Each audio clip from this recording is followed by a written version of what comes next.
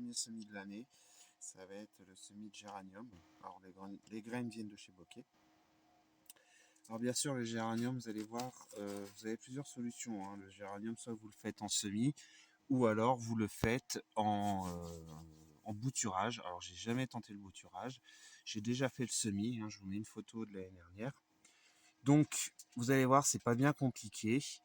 Il vous faut soit une terrine, soit une plaque alvéolée, du terreau spécial semis, votre petite crayon et votre petite pancarte, et bien sûr un vaporisateur d'eau. Donc regardez, c'est simple. Donc là, le terreau est mouillé, c'est normal, je l'avais oublié dehors. Vous mettez votre terreau. Donc à savoir que pour la température de germination du géranium, il faut entre 20 et 25 degrés. Donc je vous montrerai dans quoi moi, parce que moi, comme vous savez, je travaille en serre. Parce que c'est beaucoup plus pratique, parce qu'au moins j'ai plus de luminosité aussi. Donc voilà. Donc je vais le mettre après dans un aquarium. Donc vous mettez... Vous voyez, je vais même pas réhumidifier le terreau là, parce que il est bien humide. Vous remplissez bien vos alvéoles, hein. Pour l'alvé du géranium, il vous faut à peu près entre 3 et 20 jours. Moi, l'année dernière, ça avait été assez rapide. Hop, vous faites vos petits pré-trous.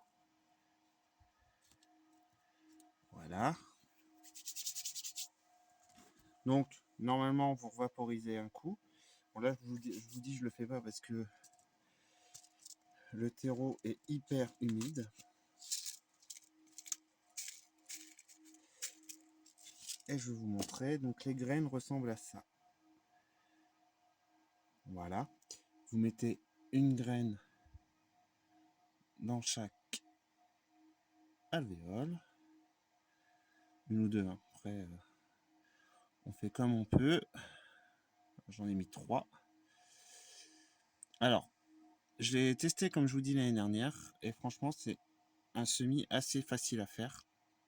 Il faut juste faire attention, c'est que le géranium, après, il craint le gel, etc. Donc là, j'en ai 3, je crois, de l'année dernière.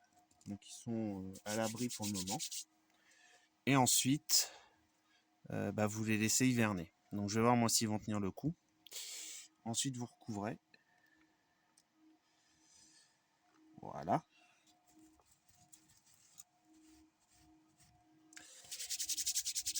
Je vous dis, je n'humidifie pas du tout parce que le terreau est trempé.